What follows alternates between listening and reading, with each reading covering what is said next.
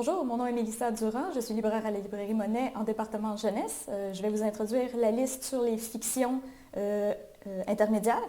Donc, je vais commencer par le premier qui est Le mystère des deux dragons, que voici. Donc, c'est un album sur l'histoire d'un empereur qui va demander au plus illustre peintre de lui faire deux dragons de part et d'autre de son trône. Je vais vous montrer la page. Donc, la voici. Donc, un dragon de part et d'autre, et ce que le peintre va accepter joyeusement. Mais ça va prendre beaucoup de temps, donc ça va prendre 2 ans, si ma mémoire est bonne, pour le faire. Et là, évidemment, l'empereur va se montrer impatient. Et il va se demander pourquoi ça prend autant de temps. Il va faire quérir le peintre. Et donc, qu'est-ce qui se passe? Et non, j'arrive au bout, ça va bien aller. Et finalement, au bout de 2 ans, il va faire la peinture de part et d'autre du trône. Et c'était que des graffitis. Et là, l'empereur est fâché noir. Voyons donc, des graffitis, c'est pas beau, c'est des lignes, je comprends pas. Et en bout du compte, il va aller voir la grotte où le peintre avait été travaillé. Et on se rend compte qu'il avait effectivement fait les deux dragons avec beaucoup de minutie, beaucoup de détails. Et progressivement, séquence par séquence, il va avoir enlevé des détails. Et pour finalement arriver au même résultat qu'il va avoir mis dans la salle, c'est-à-dire 2 coups de graffiti. Donc, vous voyez, le concept est quand même très abstrait. Donc, c'est de dire que l'art, c'est pas seulement un résultat, c'est aussi un processus.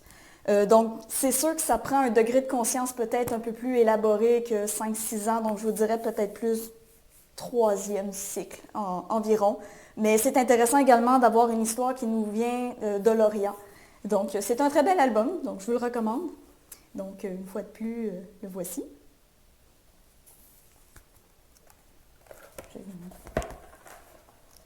Donc voilà, avec des belles images. Pas beaucoup de texte non plus, mais il ne faut pas se fier. Ce n'est pas la quantité de texte qui est important, c'est vraiment le sujet qui est quand même en soi plus complexe. Donc, ça c'est pour le premier. Le deuxième, c'est davantage le roman qu'on connaît de d'habitude, donc je vous le montre juste ici. La boutique extraordinaire de Nicodème, comme vous le voyez, il s'agit du numéro 2. Donc je les ai lus tous les deux, c'est des beaux petits romans, ils sont vraiment pas très longs à lire, qui nous présentent dans le fond 2 jumeaux. Leur mère a disparu, ils vont être envoyés chez leur grand-père. Et on ne sait pas exactement ce qui est arrivé à la mère. On sait qu'elle était dans son appartement. On sait que la porte n'a pas été forcée. Donc, comment est-ce qu'elle a pu disparaître? Les jumeaux sont vraiment inquiets. Mais dans la résidence de leur grand-père, ils découvrent qu'il y a un musée pour jouets. Et les jouets appellent les jumeaux. Ils sont magiques. Et ça les entraîne dans différentes époques. Donc, celui-ci, on est au Moyen-Âge. Dans le premier, on était à l'époque des pharaons. Ça se lit très bien, c'est vraiment intéressant. On a un personnage féminin assez fort, on a un personnage masculin très sensible, ils se complètent très bien.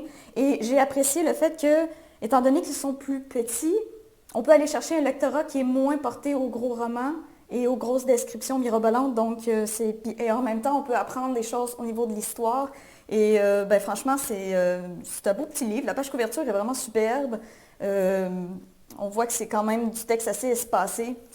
Ça se lit en dedans d'1 heure et demie pour quelqu'un qui est habitué. Un beau petit roman. Ceux-là, je vais vous les présenter ensemble parce qu'ils vont un peu ensemble. Ce sont des petits livres débutants qu'on voit ici. Donc, vous le voyez, c'est l'histoire d'un chat sous forme de poésie. Donc l'un va avec l'autre. C'est vraiment des petites chroniques de quelques vers seulement sur les bêtises que font les chats. Ça se lit très bien. Ça fait une belle introduction à la poésie pour la clientèle des 5-6 ans, peut-être plus 6 ans, 5 ans, ils ne savent pas lire encore. Avec des images très cocasses. Je vais vous les montrer. Un chat sous fond de journal. On le voit, je ne sais pas si vous allez le voir. Ouais, on le voit ici, fond de journal. Donc, c'est vraiment très drôle, c'est très amusant, c'est des belles lectures. C'est François Gravel, c'est un auteur assez connu ici au Québec qui écrit très bien. Donc, ça peut vraiment valoir la peine. Et finalement, on a Jeanne, la fille du docteur Loiseau, qui est ici, qui est vraiment très beau. Lui, très bel enthousiaste parce que, encore une fois, c'est un thème qu'on n'exploite pas beaucoup, entre autres parce que, bon, à une époque, les femmes n'avaient pas le droit d'être scolarisées. On a Jeanne ici qui veut devenir médecin en 1926 à Paris. Et c'est pas le seul personnage de l'histoire à avoir voulu devenir une spécialiste en sciences. On a aussi sa cousine qui veut devenir pharmacienne. La différence entre les deux, c'est que pour Jeanne, son père, qui est lui-même médecin, va l'encourager dans cette voie-là. Et sa cousine, au contraire, c'est bah, les femmes, c'est bon qu'à être mariées au final. Donc nous, on a l'histoire de Jeanne qui, dans la pharmacie de son oncle, il y a des vols. Et elle va enquêter là-dessus. Et elle va réaliser que dans le fond, c'est un jeune homme qui vient chercher des médicaments un peu bric-à-brac. Il ne connaît pas vraiment, dans le fond, la portée des médicaments qu'il prend pour sauver sa petite sœur. Et Jeanne, suivant son instinct de futur médecin, va vouloir apporter sa contribution et va vouloir aller sauver la jeune fille en question. Donc, un peu le dédale à travers le quartier Montparnasse pour aller chercher la petite fille en question et finalement réaliser qu'à travers la ville, bon, il y a d'autres enjeux. Bon, c'est un livre à la fois mystère, science et amitié.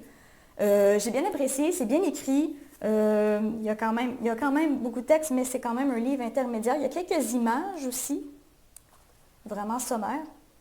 Mais j'ai vraiment apprécié le thème d'essayer d'un peu exposer nos filles au fait qu'il y a des modèles féminins positifs dans les sciences, qu'il y a des pères qui sont féministes eux-mêmes, qui vont encourager leurs filles. Donc, c'est vraiment des modèles qu'on appuie beaucoup, puis qu'on essaie de favoriser le plus possible dans les romans. Donc, une belle petite trouvaille et il va y avoir une suite également. Donc, ça conclut pour cette liste. Donc, on va se retrouver le mois prochain. Mes salutations.